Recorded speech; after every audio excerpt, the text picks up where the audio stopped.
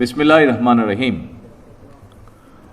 পবিত্র মাহে রমাদানের 23তম দিনে সম্মানিত ইমাম, খতিব, মুয়াজ্জিন এবং অন্য ধর্মের ধর্মীয় গুরুদের নিয়ে আয়োজিত আজকের এই অনুষ্ঠানের সম্মানিত সভাপতি, অনুষ্ঠানে উপস্থিত বিশিষ্ট আলেম, মাশায়েখগণ, উপস্থিত অন্যান্য ধর্মের ধর্মীয় নেতৃবৃন্দ এবং ধর্মীয় গুরুবৃন্দ, মন্ত্রিপরিষদের সদস্যবৃন্দ, উপস্থিত বিভিন্ন পর্যায়ের সরকারি কর্মকর্তা বৃন্দ এবং উপস্থিত সকল সম্মানিত উপস্থিতিবৃন্দ, আসসালামু আলাইকুম।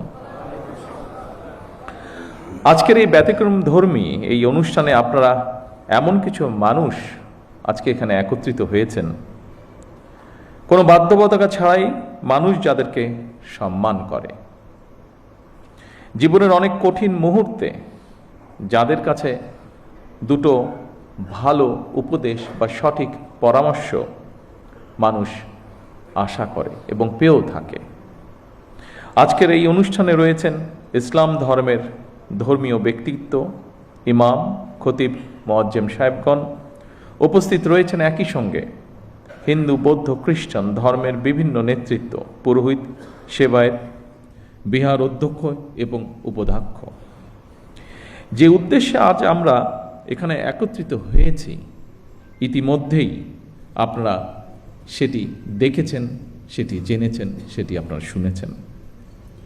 সমাজের বিভিন্ন শ্রেণী পেশার মানুষ যারা অর্থনৈতিকভাবে হয়তো বা অনেক ক্ষেত্রে পিছিয়ে রয়েছেন, তাদের জন্য একটি সম্মানী বা আর্থিক সহায়তা কিংবা কর্মসংস্থান সৃষ্টির মাধ্যমে আর্থিক বৈষম্য দূর করে আমরা সবাই মিলে একটু শান্তিতে, একটু ভালোভাবে থাকব।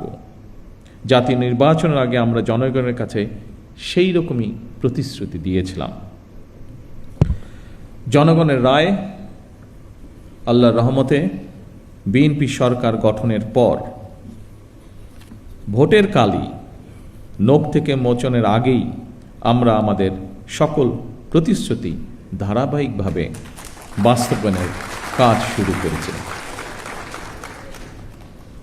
আলহামদুলিল্লাহ, এর জন্য আমি আল্লাহর দরবারে লাখো শুকরিয়া আদায় করি। সম্মানিত উপস্থিতিবৃন্দ, আপনারা দেখেছেন অর্থনৈতিকভাবে পিছিয়ে পড়া নারী সমাজের জন্য আমরা ইতিমধ্যেই ফ্যামিলি কার্ড চালু করেছি।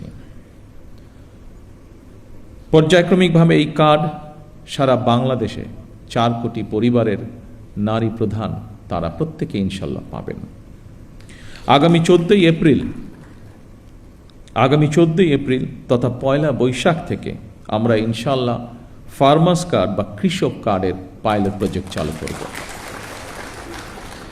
ইনশাল্লাহ আগামী 16ই মার্চ দিনাজপুর থেকে শুরু হচ্ছে আমাদের খাল খনন কর্মসূচি। আবারও আল্লাহর কাছে শুকরিয়া, আলহামদুলিল্লাহ, আজ থেকে খতিব, ইমাম, মুয়াজ্জিম এবং অন্য ধর্মের ধর্মীয় গুরুদের জন্য আর্থিক সহায়তা বা সম্মানী কর্মসূচির পাইলট প্রজেক্ট চালু হলো। দেশের প্রতিটি নাগরিকের রাজনৈতিক এবং অর্থনৈতিক ক্ষমতায়ন নিশ্চিত করার মাধ্যমে আমরা আমাদের দেশকে একটি শক্তিশালী ভিত্তির উপরে প্রতিষ্ঠিত করতে চাই, যাতে করে আর কোনো ফ্যাসিবাদ কিংবা তাদের তাবেদার অপশক্তি মানুষের স্বাধীনতা কেড়ে নিতে না পারে, কথা বলার অধিকার কেড়ে নিতে না পারে। আজ এই মঞ্চ থেকেও এরকম একটি কথা বলা হয়েছে যে যারা ধর্মীয় গুরু আপনারা আছেন প্রত্যেকটি ধর্মের, তারা স্বাধীনভাবে যাতে কথা বলতে পারেন সেই বিষয়ে আলোকপাত হয়েছে আজকে এখানে। আমি সবসময় বিভিন্ন সময় আমার বক্তব্যে একটি কথা বলার চেষ্টা করেছি। আমি একজন রাজনৈতিক কর্মী হিসেবে দৃঢ়ভাবে বিশ্বাস করি যে দেশের নাগরিকদেরকে যদি দুর্বল করে রাখা হয় তাহলে রাষ্ট্র কখনোই শক্তিশালী হতে পারে না। এবং সেই জন্যই আমাদের ইচ্ছা, আমাদের দর্শন, আমাদের পরিকল্পনা বাংলাদেশের নাগরিকদেরকে আমরা রাজনৈতিক এবং অর্থনৈতিকভাবে ধীরে ধীরে শক্তিশালীভাবে গড়ে তুলতে চাই, যদি আমরা রাষ্ট্রকে শক্তিশালী করতে চাই। সম্মানিত উপস্থিতিবৃন্দ, ধর্ম বর্ণ নির্বিশেষে প্রতিটি শ্রেণী পেশার মানুষ তথা প্রতিটি নাগরিকের আর্থিক সামাজিক নিরাপত্তা নিশ্চিত করার জন্য সরকার রাষ্ট্রীয় সামর্থ্যের সবটুকু দিয়ে চেষ্টা চালিয়ে যাচ্ছে এবং ইনশাল্লাহ চালিয়ে যাবে। তবে নাগরিক হিসাবে আমাদের প্রত্যেকের রাষ্ট্র এবং সমাজের প্রতি কিছু দায়িত্ববোধ অবশ্যই রয়েছে, যা সম্পর্কে আপনারা কম বেশি সকলেই নিজেরাও ধারণা রয়েছে। নাগরিক হিসাবে আমরা যদি যে যার অবস্থান থেকে রাষ্ট্র এবং সমাজের প্রতি যার যার সঠিক দায়িত্বটি পালন করি, আমি এই দেশের নাগরিক হিসাবে, একজন রাজনৈতিক কর্মী হিসাবে দৃঢ়ভাবে বিশ্বাস করি ইনশাআল্লাহ দ্রুততম সময়ের ভিতরে আমরা রাজনৈতিকভাবে এবং অর্থনৈতিকভাবে একটি সুন্দর স্বনির্ভর আমাদের প্রত্যাশিত বাংলাদেশ গড়ার কাজে এগিয়ে নিয়ে যেতে পারব। সম্মানিত ধর্মীয় নেতৃবৃন্দ, দুনিয়ার কল্যাণের পাশাপাশি আখিরাতের কল্যাণের জন্য প্রার্থনার কথা পবিত্র কোরআনে কারিমে উল্লেখ রয়েছে। ইহকালীন পরকালীন কল্যাণ বিষয়ক নির্দেশনা নিঃসন্দেহে অন্য ধর্মাবলম্বী ধর্মীয় বিধিবিধান অনুযায়ী নির্দেশিত রয়েছে। সুতরাং ধর্মীয় বিধিবিধানের আলোকেই আপনারা আপনাদের শিক্ষা, দীক্ষা ও যোগ্যতা এবং অভিজ্ঞতাকে কিভাবে আরও বেশি করে দেশ এবং জনগণের কল্যাণের প্রয়োগ করতে পারেন, সেই চিন্তা এবং চেষ্টাও অব্যাহত রাখা অত্যন্ত জরুরি এই দেশের জন্য।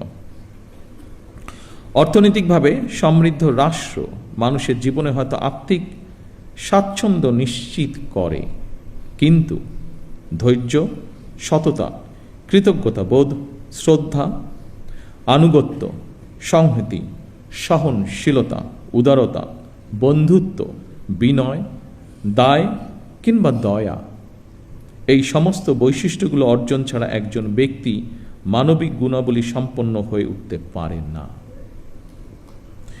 এই ধরনের মানবিক বৈশিষ্ট্যগুলো অর্জনের জন্য ধর্মীয়, সামাজিক, নৈতিক মূল্যবোধে উজ্জীবিত হওয়া অত্যন্ত জরুরি বলে আমি মনে করি।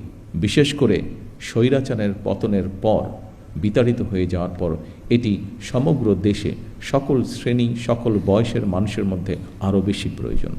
বিশেষ করে আগামী দিন যারা এই দেশকে নেতৃত্ব দেবে তাদের জন্য আরও বেশি প্রয়োজন। এই ধরনের মানবিক বৈশিষ্ট্যগুলো অর্জনের জন্য ধর্মীয়, রাজনৈতিক, সামাজিক, নৈতিক মূল্যবোধে উজ্জীবিত হওয়া অত্যন্ত জরুরি। রাষ্ট্র, সমাজ এবং প্রতিবেশ থেকে অর্জিত আচরণ থেকেই মানুষ তার শুদ্ধ জীবন এবং সুস্থ চিন্তার মানসিক নির্দেশনা পায়। পবিত্র হাদিসে বলা হয়েছে, যার আমানতদারি নেই, যার কাছে নিরাপত্তা নেই, সে প্রকৃত ঈমানদার নয়। যার ওয়াদা ঠিক নেই, তার কোনো ধর্মও নেই। প্রতিহিংসা এবং সহিংসতা মুক্ত একটি নিরাপদ সমাজ বিনির্মাণের ক্ষেত্রে ধর্মের এই উদার নৈতিক শিক্ষণীয় বিষয়গুলো অতুলনীয়। আমার বিশ্বাস, একটি নৈতিক সমৃদ্ধ মানব সমাজ গঠনের জন্য প্রতিটি ধর্মেই এ ধরনের ইতিবাচক বার্তা রয়েছে। সেজন্যই সম্মানিত উপস্থিতিবৃন্দ, সকল ধর্মের সম্মানিত নেতৃবৃন্দ, গুরুবৃন্দ, একটি ধর্মীয়, সামাজিক, নৈতিক মূল্যবোধে সমৃদ্ধ মানসিকতা তৈরির ক্ষেত্রে আপনাদের মতন ধর্মীয় জ্ঞানসম্পন্ন মানুষদের ভূমিকা অত্যন্ত গুরুত্বপূর্ণ। সম্মানিত ধর্মীয় নেতৃবৃন্দ, দেশে প্রায় 3.5 লক্ষ বা তার কিছু বেশি মসজিদ রয়েছে। এর বাইরে অন্যান্য ধর্মীয় প্রতিষ্ঠানগুলো রয়েছে।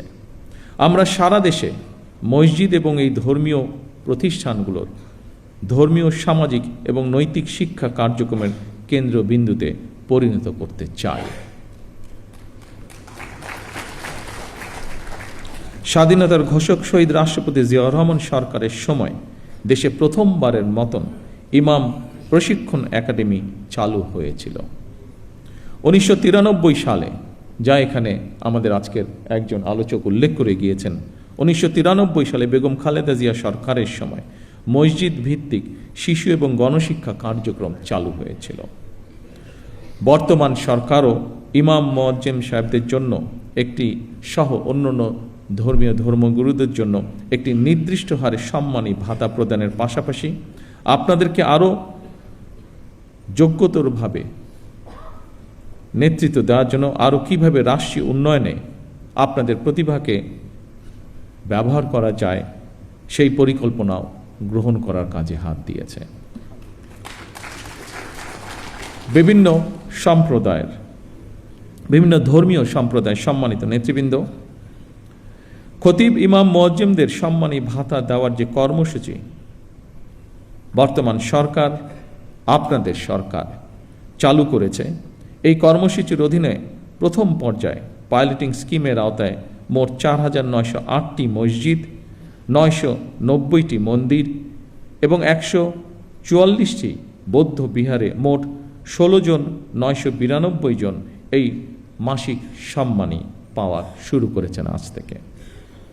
পর্যায়ক্রমিকভাবে ইনশাল্লাহ সবাইকে এই কর্মসূচির আওতায় অন্তর্ভুক্ত করা হবে। বিভিন্ন শ্রেণী পেশার মানুষের জন্য সরকারের এইসব অর্থনৈতিক কর্মসূচি উদ্যোগের মূল উদ্দেশ্য হচ্ছে, যা আমি আগেই উল্লেখ করেছি, নাগরিকদেরকে অর্থনৈতিকভাবে স্বাবলম্বী করে গড়ে তোলা। তবে আপনাদের কাছে একটি বিনীত আহ্বান, আপনারা কেউ মসজিদে কিংবা যার যার ধর্মীয় উপাসনালয় দায়িত্ব পালনের পাশাপাশি নিজেদেরকে বিভিন্ন অর্থনৈতিক সামাজিক কর্মকাণ্ডে সম্পৃক্ত করতে চাইলে আপনাদের সেই উদ্যোগ বাস্তবায়নে সরকারের সর্বোচ্চ চেষ্টা থাকবে সহযোগিতা করা। এর বাইরে বর্তমান স্বরাষ্ট্র মন্ত্রণালয় প্রত্যেকটি জেলা এবং উপজেলায় আইন শৃঙ্খলা কমিটিতে একজন ইমাম অথবা একজন খতিব অথবা সেই এলাকার ধর্মীয় অন্য কোনো ধর্মের ধর্মীয় গুরু, তাদেরকেও আমরা সিদ্ধান্ত নিয়েছি একজন সদস্য আমরা রাখব। সম্মানিত উপস্থিতিবৃন্দ, আমরা আজ সব ধর্মের মানুষ একসঙ্গে বসেছি, এক কাতারে বসেছি। এটিই আমাদের বাংলাদেশের আবহমান কালের ঐতিহ্য। কেউ যেন আমাদের মধ্যে বিভেদ সৃষ্টি করতে না পারে। মুসলমান, হিন্দু, বৌদ্ধ, খ্রিস্টান, আমরা সবাই মিলে ইনশাল্লাহ একটি শান্তিময়, শান্তিপূর্ণ বাংলাদেশ গড়ে তুলব একসাথে। সকলের জন্য আমরা গড়ে তুলব একটি নিরাপদ রাষ্ট্র, একটি নিরাপদ সমাজ, যা প্রতিটি শ্রেণী পেশার মানুষের কাম্য। আমার বক্তব্য শেষ করার পূর্বে আমি আজকের এই দিনটিকে, আজকের আমাদের দলীয় ইশতেহারের এই কার্যক্রমটিকে সফল করার জন্য বিভিন্ন মন্ত্রণালয় সহ, বিভিন্ন মন্ত্রণালয়ের কর্মকর্তা সহ বিভিন্ন ডিপার্টমেন্টের যে সকল ব্যক্তি অক্লান্ত পরিশ্রম করেছেন, যাদের সহযোগিতায় বর্তমান সরকারের নির্বাচনে এই ম্যানিফেস্টোটি আলোর মুখ দেখতে পেয়েছে, কাজ শুরু করেছে, তাদের সকলকে আমি জানাই আন্তরিক শুভেচ্ছা, তাদের সকলকে আমি জানাই আন্তরিক ধন্যবাদ।